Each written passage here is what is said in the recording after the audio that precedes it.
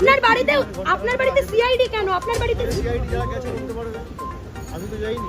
কলকাতা পুরসভা তো নোটিশ দিয়েছে আপনার বাড়িতে। কলকাতা পুরসভা কি অবৈধ বাড়ি বলছে আপনার, অবৈধ নির্মাণ। কলকাতা পুরসভা যাচাই করে যারা এই খবরগুলো সিলেক্টিভ মিডিয়াকে লিক করছে, একটা নোটিশটা চলে গেলাম যে এই অংশটা অবৈধ, আমি তো বলতে হবে। আমার কাছে ভিডিও রয়েছে, তারা নোটিশে লিখেছে NGO please file brief of deviation. সেখানে আমার ডিভিয়েশনের কোন অংশটায় ডিভিয়েশন রয়েছে, কি ব্রিফ রয়েছে, তার অ্যাটাচমেন্টটা কোথায়, সেটা তো দেয়নি। আমি এ নিয়ে মামলাও করবো, আমার অধিকার রয়েছে, বিচার ব্যবস্থার দ্বারস্থ হব এবং যা লিখিতভাবে আমার যা রিপ্লাই ছিল আমি দিয়েছি, জানিয়েছি।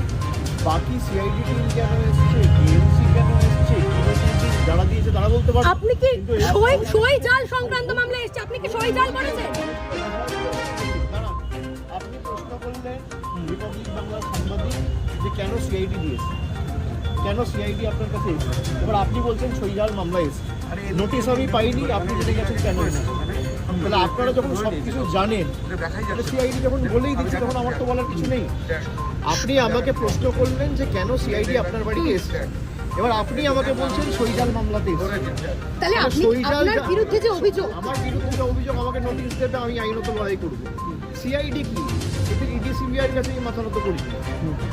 এদের 10 পুরুষও যদি চায় না যে আমাকে সিআইডি দিয়ে, কেএমসি দিয়ে বাড়ি ভেঙে, ঘর ভেঙে, অফিস ভেঙে, আক্রমণ করে, মাথায় আঘাত করে, যা ইচ্ছা এরা চেষ্টা করুক, আমি তোমার ছেলে নই।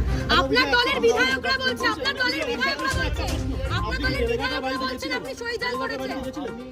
আমাদের ডেলিগেটের যে পার্টি অফিস রয়েছে, আমাদের ওখানকার নির্বাচিত যিনি বিধায়ক ফাউন্ডেশন অফিসে আমি দেখা করেছি। আচ্ছা, আমি ওখানেই গেছিলাম, ওখান থেকে এসেছি, আমি একটু বড় সহজ। আপনার দলের বিধায়করাই বলছেন অভিষেক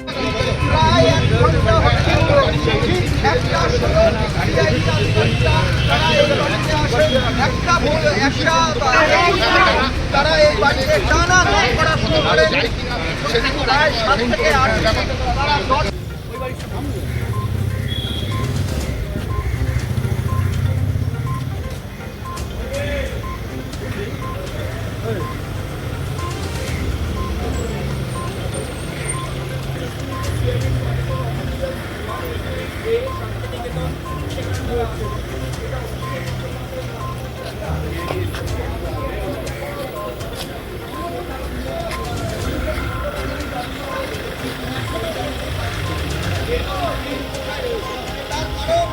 এখানে একটা 16তে সিআইডি আসে।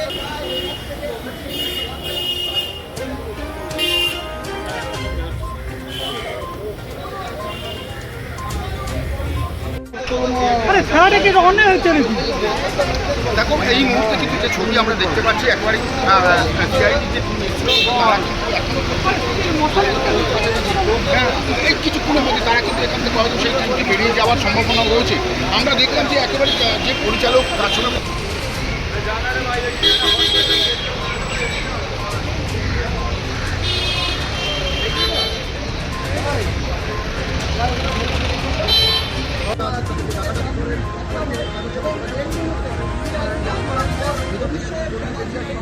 অভিষেক বন্দ্যোপাধ্যায়ের বিষয় কিন্তু তারা অপেক্ষা করছেন, দেখতেই পাচ্ছেন নিজেদের মধ্যে তারা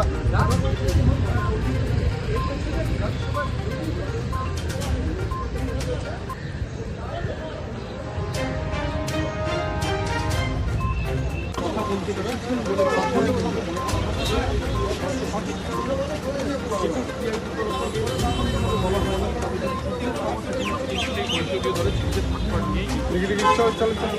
আনন্দবাজার দর্শনের পর্দায় সেই দরজা ধাক্কাধাক্কি করেও কাউকে বাইরে পাওয়া যায়নি এবং তার পরবর্তীতে একজন ব্যক্তি যাকে এই দরজা দিয়ে বেরোতে দেখা যায়, যার ছবি একটু আগে আপনারা দেখলেন সরাসরি আনন্দবাজার দর্শনে।